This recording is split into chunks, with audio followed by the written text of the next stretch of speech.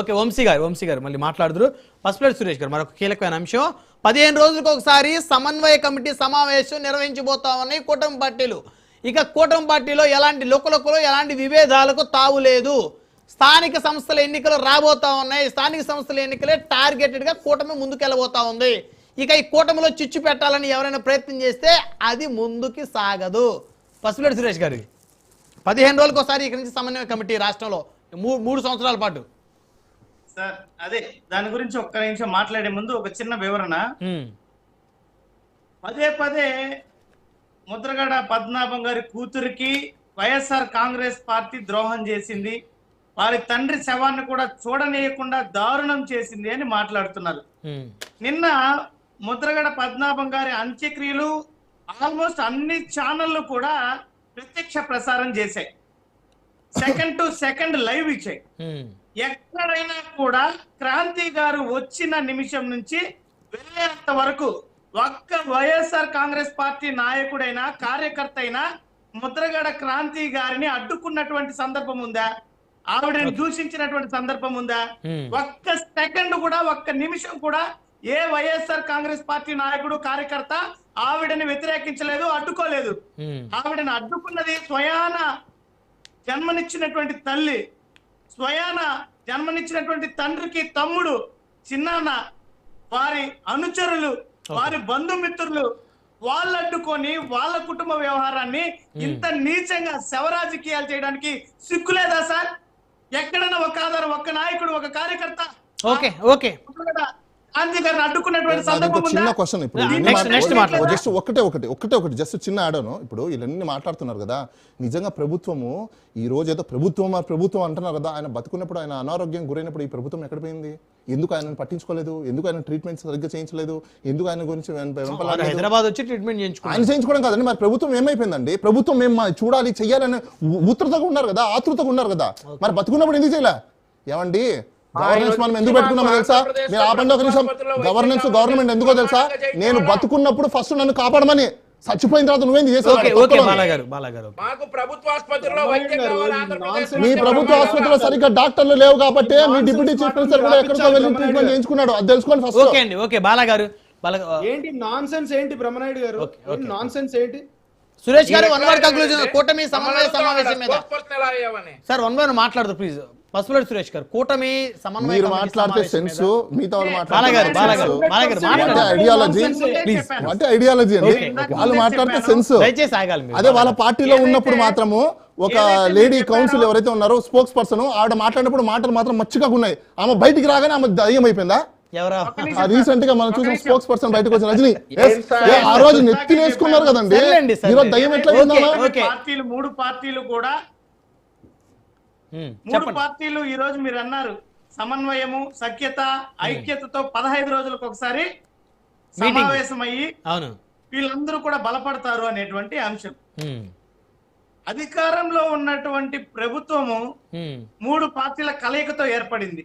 ఈ 3 పార్టీల కలయికతో ఏర్పడినటువంటి ప్రభుత్వానికి మంచి చేస్తే 3 పార్టీలకి మంచి పేరు వస్తుంది, చెడు చేస్తే 3 పార్టీలకి కలిపి చెడు వర్తిస్తుంది.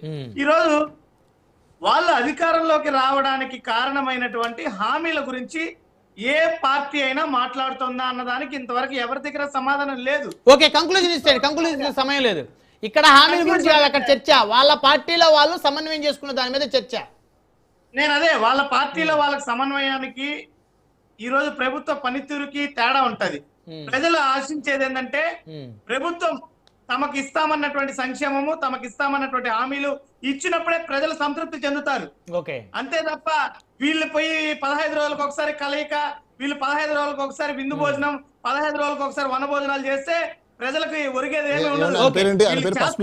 ఏమండి సురేష్ గారు, ఇక్కడ ప్రజలు వాళ్ళు ఇచ్చే హామీలలో మీరేదో వెలిఫేర్ ఇస్తారని చెప్పి ఓట్లేదండి. చంద్రబాబు నాయుడు గారు వస్తే ఆంధ్ర రాష్ట్రము రతనాల రాష్ట్రం అయిపోతుంది, అమరావతిని కాస్త డెవలప్ చేసి సింగపూర్ చేసేస్తారు, 5 సంవత్సరాలలో మనకు జాబులు వస్తాయి, అందరికి ఎకనామీ పెరుగుతుంది, డబ్బులు వస్తాయి, లక్షల కోట్ల రూపాయలు ట్రెజరీలో పడుతుంది, తద్వారా మనకు ప్రభుత్వాలు బాగుంటాయి, రాష్ట్రం బాగుంటుంది అనుకుని ఇచ్చారు. మీరేం చెప్తున్నారు ఇంకా వెలిఫేర్ అని చెప్పి? ఎవ్వరు కూడా జనాలు అలా ఎక్స్పెక్ట్ చేయట్లేదు. అసలు ఆ వెలిఫేర్ అనేది పట్టించుకోలేదు. అభివృద్ధి ఎక్కడ మైనస్ లోకి వెళ్ళిపోయింది, ప్రభుత్వం రెవెన్యూ మైనస్ లోకి వెళ్ళిపోయింది. దయచేసి సమయం తక్కువ ఉంది. దాసరి గారు రాష్ట్రం ఆర్థిక విధ్వంసం జరుగుతుంది, ఆర్థికంగా అదేనండి మైనస్ లోకి వెళ్ళిపోయింది. బాలగారు దాసరికరణ్ గారు. సార్ బ్రహ్మనాయుడు గారు ఒక ఆడపిల్ల ఒక తండ్రి కూతురు ఆవిడ పుట్టిడి దుఃఖంలో ఉంటే మీరు వాస్తవాలను చెప్పాలి కానీ ఆవిడని కించపరిచే విధంగా ముద్రగడ గారి చావుని కించపరిచే విధంగా మాట్లాడొద్దని విశ్లేషకులు ఎవరైనా కానీ నేను చెప్తా ఉన్నా. నెంబర్ 1. నెంబర్ 2 ఏంటంటే ఒక అధికార ప్రతినిధి ఒక పార్టీకి అధికార ప్రతినిధి అవ్వాలంటే కొన్ని సంవత్సరాల పాటు కఠోర శ్రమ కమిట్మెంట్ ఉండి మంచిగా మాట్లాడి పార్టీ పట్ల నిబద్ధత చూపించి పార్టీ లైన్ అర్థం చేసుకుని పార్టీకి లాయల్ గా ఉంటే పార్టీ గుర్తించి వాళ్ళకి అధికార ప్రతినిధి పదవి ఇస్తుంది. ఒక అనలిస్ట్ అవడానికి ఏమీ క్వాలిఫికేషన్ లేదు. చెట్టు కింద కూర్చున్న ప్రతోడు మెడలో అనలిస్ట్ ముసుగేసుకుని వచ్చేయచ్చు. ఇప్పుడు ఎవరిని అంటున్నారు మీరు? ఇష్టం వచ్చినట్టు మాట్లాడవచ్చు. ఎవరిని అంటున్నారు మీరు? ఒక్క నిమిషం మెడలో బోర్డు కట్టుకుని ఒక్క నిమిషం లెట్ మీ కంప్లీట్. మెడలో బోర్డు వేసుకుని నేను విశ్లేషకుడిని అని చెప్పి ఎవరిష్టం వచ్చినట్టు వాడు మాట్లాడుకోవచ్చు. వాళ్ళు ఎవరికి జవాబుదారీ కాదు. ఈ రోజున ఒక పార్టీకి వత్తాసు పలుకుతూ మాట్లాడవచ్చు, రేపు పొద్దున్నే లేకపోతే అదే డిబేట్ లో ఇంకో పార్టీకి వత్తాసు పలుకుతూ మాట్లాడవచ్చు. వాళ్ళు మాట్లాడేదానికి ఒక నిబద్ధత ఉండదు, ఒక శాంక్టిటీ ఉండదు, ఒక జవాబుదారీతనం ఉండదు. నోటికి వచ్చినట్టు మాట్లాడి నేను అనలిస్ట్ అని చెప్పుకోవచ్చు. ఈ రోజున వంశీ గారు నువ్వెలా అయ్యావయ్యా అధికార ప్రతినిధి అంటే నువ్వు ఒక అధికార ప్రతినిధి అయ్యి చూపించు, దాంట్లో ఎంత కష్టం ఉంటుందో తెలుసుకో. లేకపోతే ఒక తండ్రి కూతురు మధ్యలో గొడవ పెట్టి ఇష్టం వచ్చినట్టు మాట్లాడి ఒక చావును కూడా రాజకీయం చేసే పరిస్థితుల్లో ఈ రోజున దౌర్భాగ్యమైన పరిస్థితుల్లో రాష్ట్ర రాజకీయాలు ఉన్నాయంటే చాలా బాధేస్తా ఉంది బ్రహ్మనాయుడు గారు. నేను చెప్పేది ఏంటంటే ముద్రగడ గారిని ఆయన చావుని రాజకీయం చేయొద్దు. ఇప్పుడు ప్రభుత్వానికి ఎవరైనా అర్జీ పెట్టుకోవచ్చు, లేకపోతే ముద్రగడ గారు ఆయన స్వభావం మనకు తెలుసు, ఆయన భావజాలం మనకు తెలుసు, ఆయన ఎవరిని దేహి అని అడిగే పరిస్థితి ఉండదు. నేను చెప్పేది ఏంటంటే మీరు విశ్లేషకుల ముసుగులో మీ ఇష్టం వచ్చినట్టు మాట్లాడతాం, మేము ఎవరికి ఎవరిని అంటున్నారు? విశ్లేషకుల ముసుగులో ఇష్టం వచ్చినట్టు మాట్లాడుతున్నారు ఎవరిని అంటున్నారు మీరు? సూటిగా ఎవరు మాట్లాడుతున్నారో వాళ్ళనే అన్నా. ఇప్పుడు బాలగారు అన్నారా? ఎగ్జాక్ట్లీ. ఒకవేళ ఆయన అంటే కనుక ఆయన అట్లా మాట్లాడుతుంటే ఆయన్ని అన్నాను. ఓకే అయిపోయిందా? ఇప్పుడు నేను ఆన్సర్ చేయనా? ఇప్పుడు ఆయన ఏమన్నారు, విశ్లేషక ముసుగులో దారిపోయే దాన్ని ఎవరిని తీసుకొచ్చి స్టూడియోలో కూర్చోపెట్టరు. బై ద బై మీరు తెలుసుకోండి, విశ్లేషకులు అవ్వాలంటే కూడా ఆ స్టూడియోలో వాళ్ళకి కూడా కూర్చోబెట్టరు. ఒకరిని కూర్చోబెట్టండి.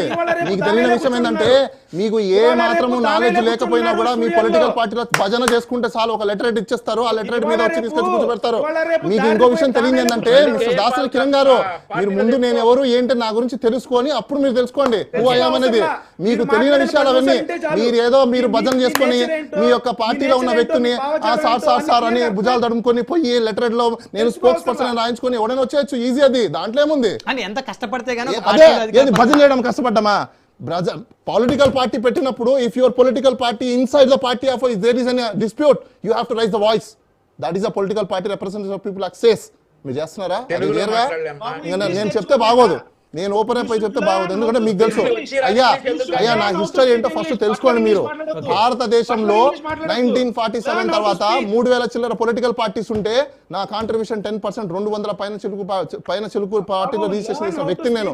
అసలు పొలిటికల్ పార్టీ అంటే ఏంటి, దాని బైలాస్ ఏంటి, దాని వర్కింగ్స్ ఏంటి నువ్వు నాకు నేర్పించాల్సిన అవసరం లేదు. మీరు నాకు చెప్తే నేను నేర్చుకునే స్థాయిలో నేను లేను. కాబట్టి నాదేంటో నాకు తెలుసు, మీ ప్రజలకి కూడా తెలుసు. కాబట్టే నాకు 200 చిల్లర మంది క్లయింట్లు వచ్చారు, పొలిటికల్ పార్టీలు రిజిస్ట్రేషన్ అయి ఉన్నాయి, అండ్ మీరు కూడా సర్వీస్ తీసుకున్నారు ఒకనొకనప్పుడు. తెలియకపోతే మాడిశెట్టి రాఘవయ్య గారు అని చెప్పి మీ ఫౌండర్ సెక్రటరీ ట్రెజరర్ ఉంటాడు, ఆయన అడగండి.